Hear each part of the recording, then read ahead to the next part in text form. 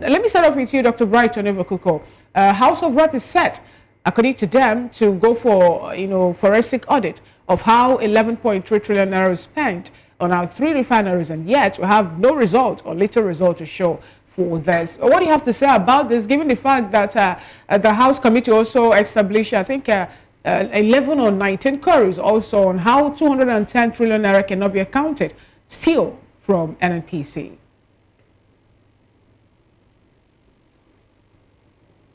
Well, it's a very good move, but my only concern is that hope it does not become another white rose chase. There was a time, was it during President Olusegun Obasanjo, I can't remember his name, where they wanted to have a probe into the electricity, this thing, and at the end of the day, those who were going for the probe became the one that were being probed. So if because our refineries are dropped so much from Nigerians, with hope that good things will come out of it, but then nothing has actually come out. I know we've had a series of turnaround maintenance that has not turned into anything. And if you check the money, the time, and the expectation that has been into our refinery, it's actually the need for there to be a forensic audit. How long has Dangote refinery come into operation?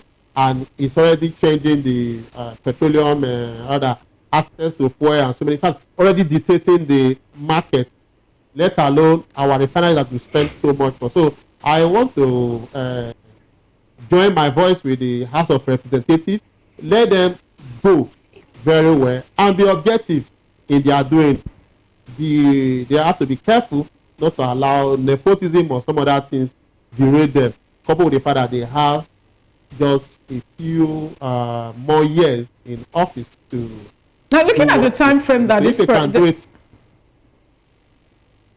Yeah, because they have in 2027 they will be going for election again, and I hope that one does not become a bargain tool for them to come in. So I just hope they do it expediently. It shouldn't take forever for them to do that audit and come out with a report and get the backing of the federal government or every other institution to sanction those who be found wanting.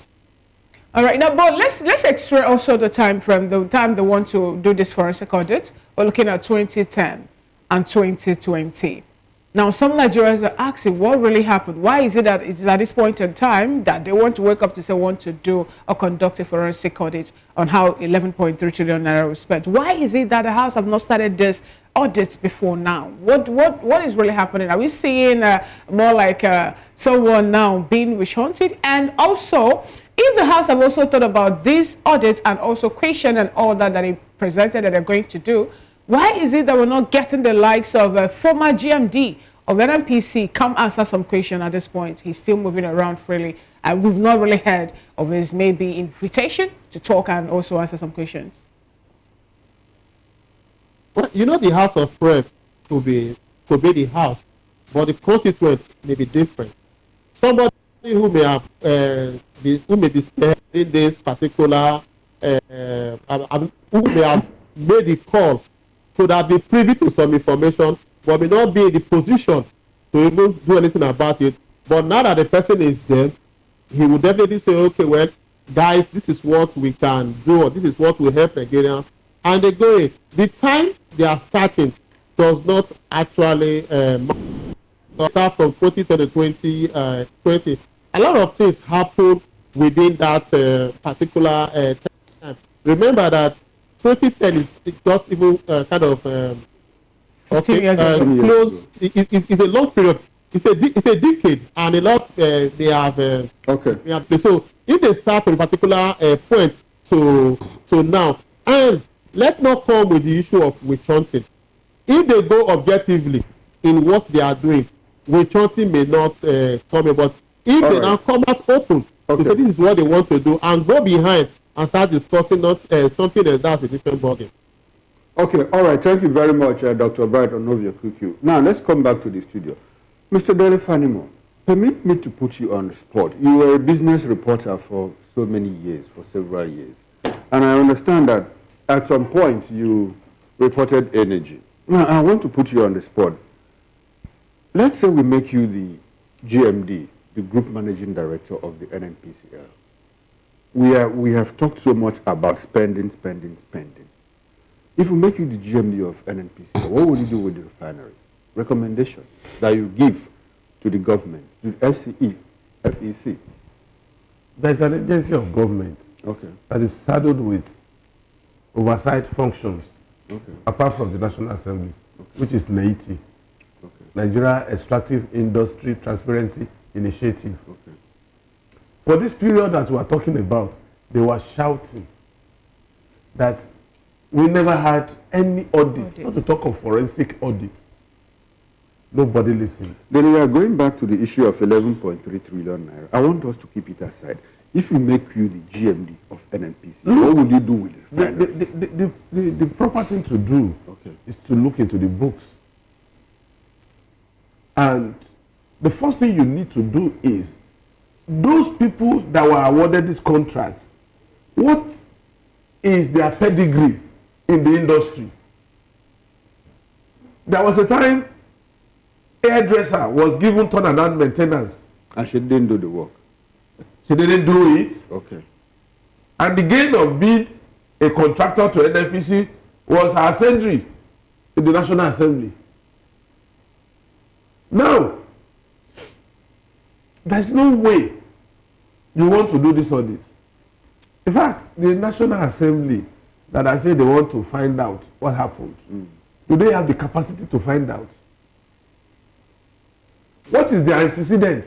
Those in that committee, I am aware that one of them was at one time union leader in Lupeng.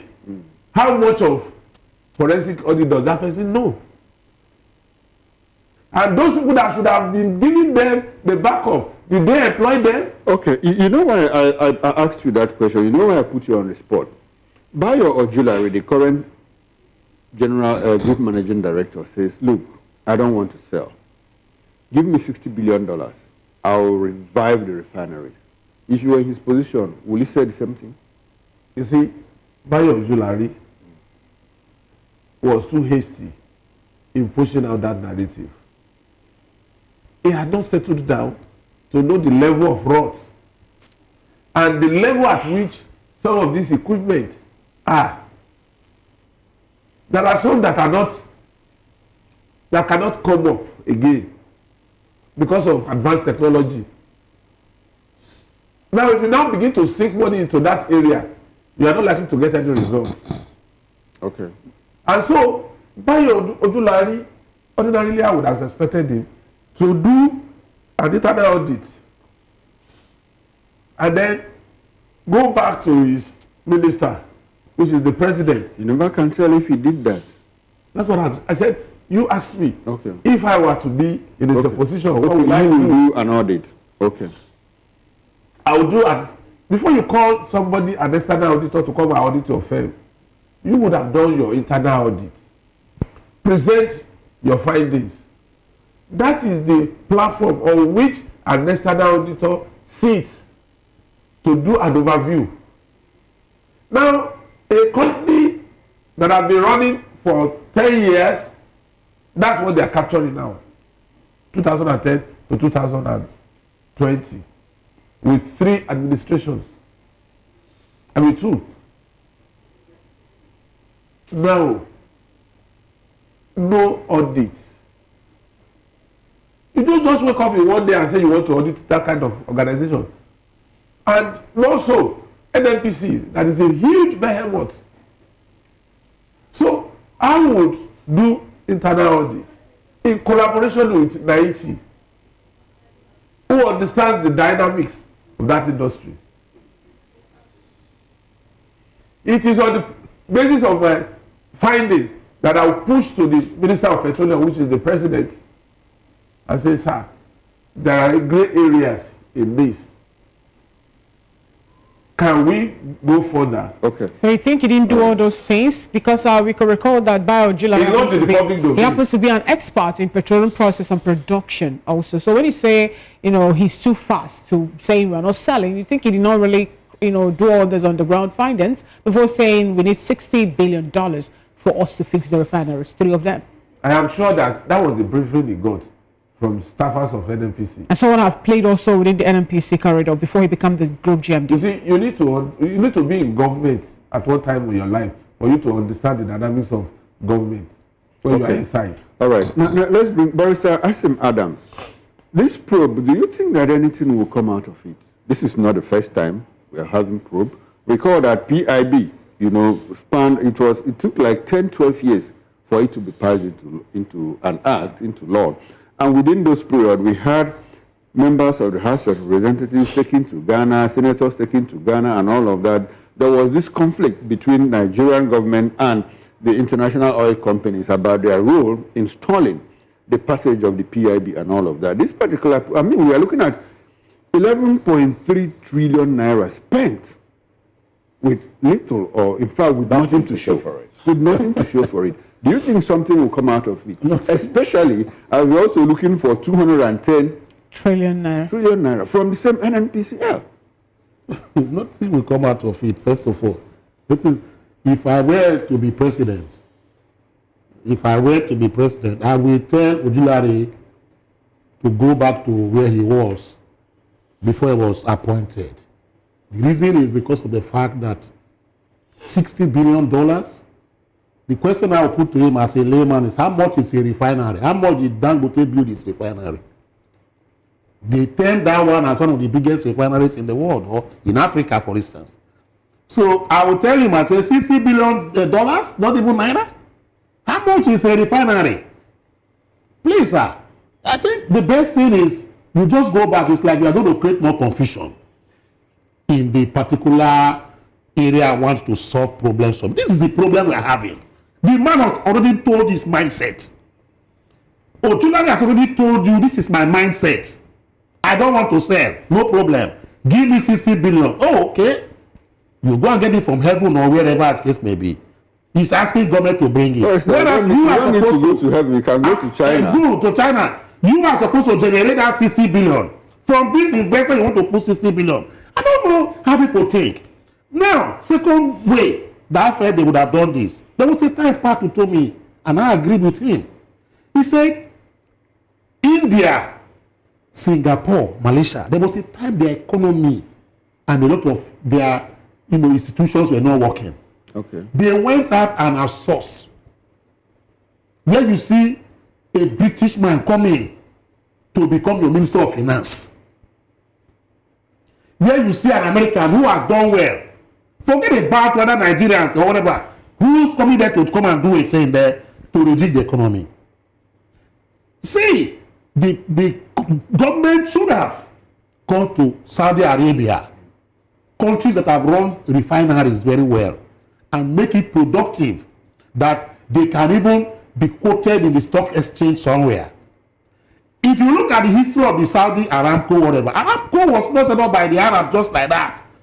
They had to get people from America who were into refining to come and become their whatever, and they set up Aramco today. That is the bedrock on which that particular thing operates today. But Barrister, you know why I interjected? Yes. Because you said to outsource, to go get a Briton or an American to come and run the economy. For you. That doesn't seem to be our problem, because we have the best brains in the world. Best brains. When we go to school with them in their countries, we beat them. And come back here. Good. When you go to America, you behave like them. When you come back here, that Nigerian spirit will envelope you again.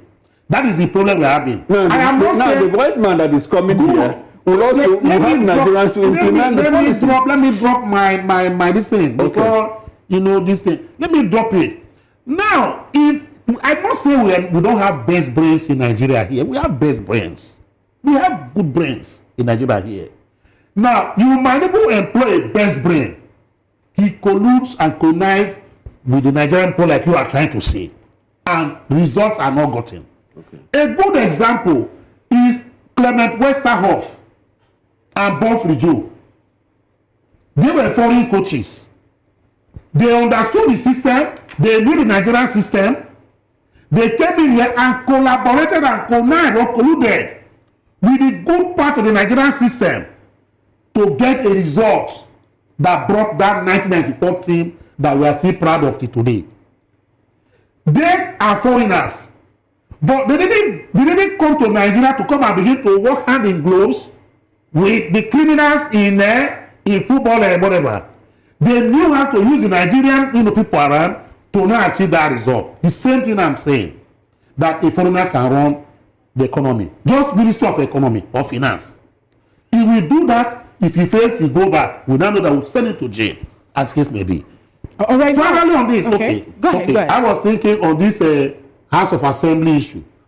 The issue of House of Assembly, probing. House of Assembly cannot even probe. They only have oversight function. They are just like a lame dog. You can probe, but you cannot prosecute. So the reason why you have that particular section of the Constitution is that they can do that oversight function over the executive is to put the executive in check and balance.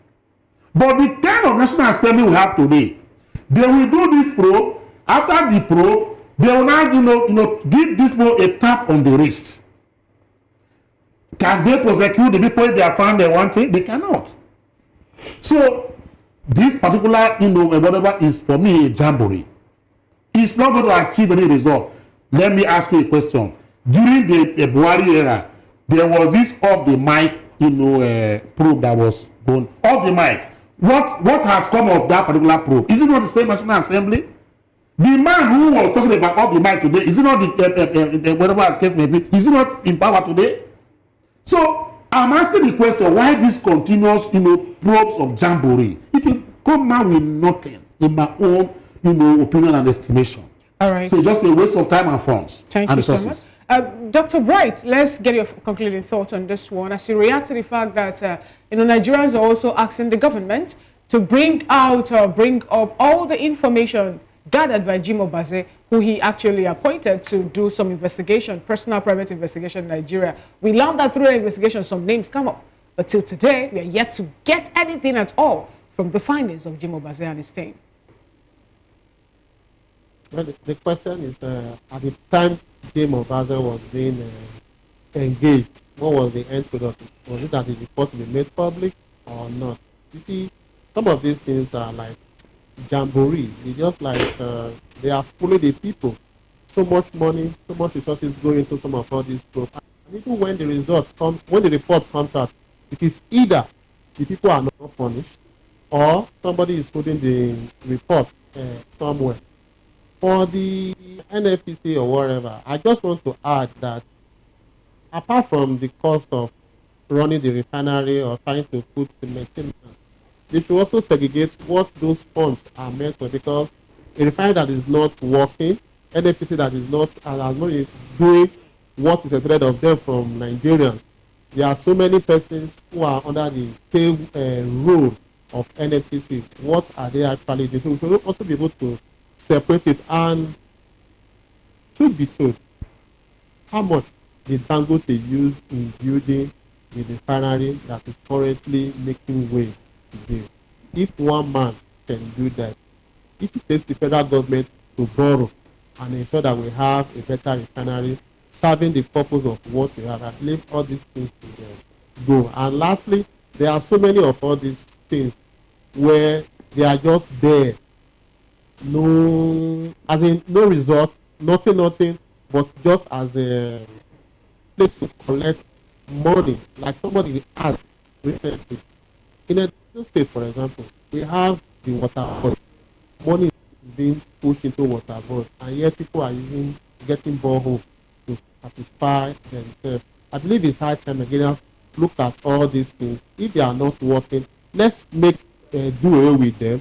And if we want to be importing fuel, as the case may be, we don't have refinery, let's just remove all those things, because they are just like conduit pipe to waste money. 11-point-something trillion, no record and not anything, and yet we want to spend another money trying to do some other things. So I don't know. All right, thank you very much, Dr. Bright Onibekuka. Now, let's quickly run into another conversation now. It will be a grave betrayal calling for Nnamdi Kanu's release. This is coming from what he says, terrorists cannot be pardoned. Now, these are the words of former media aide to former President Muhammadu Buhari, in the person of Bashiru Ahmad. Let's talk about this when we come back. Join us again.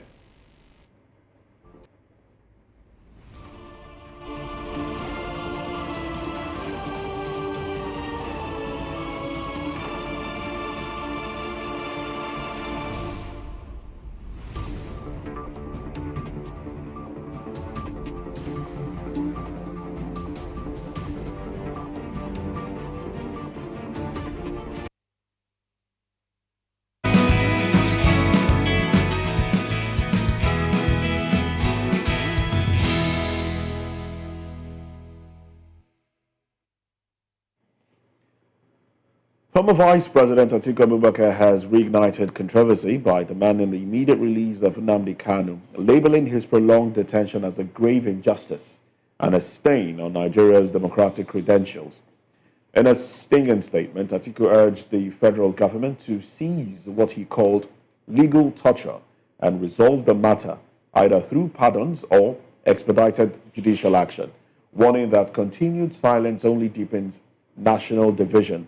But Buhari's former media aide, Garuba Shehu, has firmly rejected such calls, branding Kanu a convicted terrorist. So we also have one whose offenses are grave and unforgivable. Well, he insisted that demands for pardon amounts to betrayal of victims and the country's rule of law. Well, we also had those words come from Bashiru Ahmad, former president's media aide as well. Meanwhile, human rights lawyer Femi Falana has proposed a middle path that Kanu's case be removed from court and settled via a negotiated political solution, offering a path forward that avoids both indefinite detention and perceived impunity. Well, let's come to Barrister Asim Adams. We don't pardon terrorists. The words of Ahmad, Bashir Ahmad says. He even stated in that report that he has looked at the pardons given to Boko Haram and the things that they did, and he's not been pleased with it. And then he said, "Look, Kanu incited some people in the southeast, and there was trouble in the southeast, and it led to the killings of people there, and it would be a grave injustice to call for his release." What do you make of that statement? Is this because IPOB is proscribed, a terrorist organization? Can you truly say that the incitement, the unrest in the southeast was as a result of the broadcast of Mazi Nnamdi Kanu? And what's been in court already? How much of that has been proven so far? The problem with that man's opinion is that he's been unfair and he's not saying the truth to his conscience. Because Uthman Danfodio once said that conscience is an open wound, only truth can heal it. That is his great-grandfather. Now, let me put this perspective very straight. Nnamdi Kanu has not been convicted of any crime of terrorism or for terrorism in Nigeria by any Nigerian court. He has also not been convicted by any foreign court for terrorism. So it will be sad and uncharitable when he begins to describe him as a terrorist. The administration which that young man said, that is the Buhari administration, when a number of elders from the southeast and where many Nigerians were appealing to Buhari to release Nnamdi Kanu, he made a statement. He said that let the judiciary and the courts decide Nnamdi Kanu's fate. That was Buhari, late Buhari. Now, during his time, the judiciary decided the fate of Nnamdi Kanu. The rule of law decided the fate of Nnamdi Kanu. For instance, Umuahia Federal High Court gave a verdict in favor of Nnamdi Kanu. The Court of Appeal affirmed another decision favoring Nnamdi Kanu and asking that he be released. That is extraordinary rendition from Kenya or anywhere to Nigeria was illegal. And based on that he should be released. The ECOWAS courts also added their voices. The United Nations People's Court also added their voices. African Charter on Human Rights also added their voices. These are, organs and institutions that enhances rule of law. Buhari never heeded such calls, as the case may be. Now, for the former PA or assistant to not term Nnamdi Kanu a terrorist, that you cannot, it's like he's foisting on Nnamdi Kanu a fair to comply.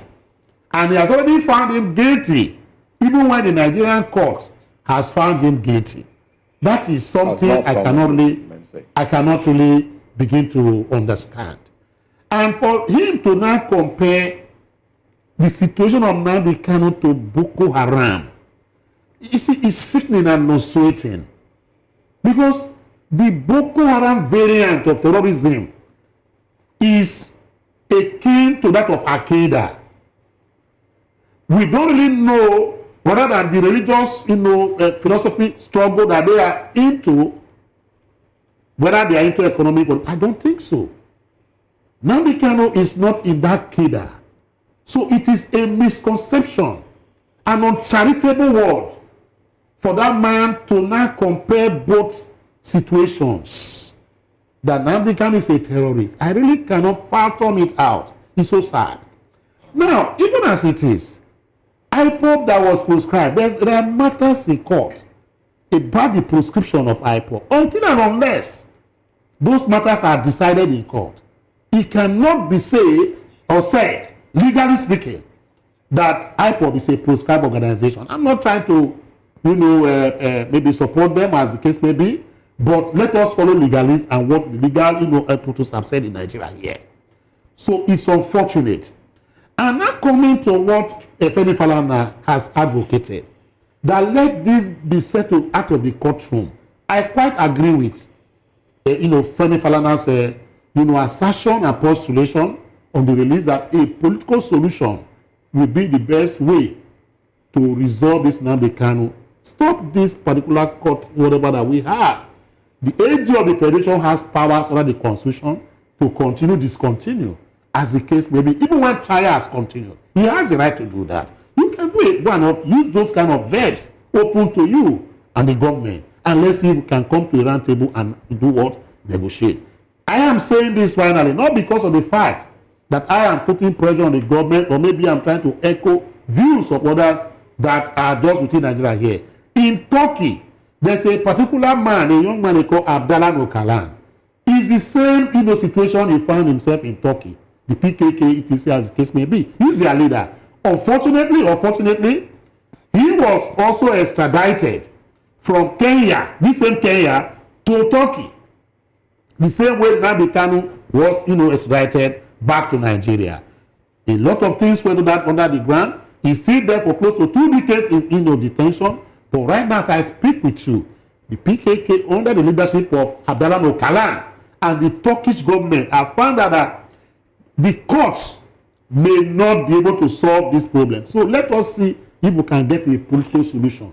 And that is why he told, when he saw the genuineness of the aspirations of government, he gathered his followers and said that we have used all means to achieve what we want. Violent ones, for that matter, they have not worked. Now is the time for ideas to speak. Let us see and negotiate with government for my release, and see how PKK and my own agitations, can be cubicled into these particular negotiations. And there's already peace in that area of Turkey today. I ask that the Öcalan situation should be adopted in Nnamdi Kanu situation. Let government leave their egotistic pride, and begin to come and negotiate, or maybe talk with Nnamdi Kanu. That's my opinion. All right, then. And Thank you very much. let solution, political solution be used. All right, then. Not Thank you. legal. Thank you very much, Barrister Thank Steve you. Adams.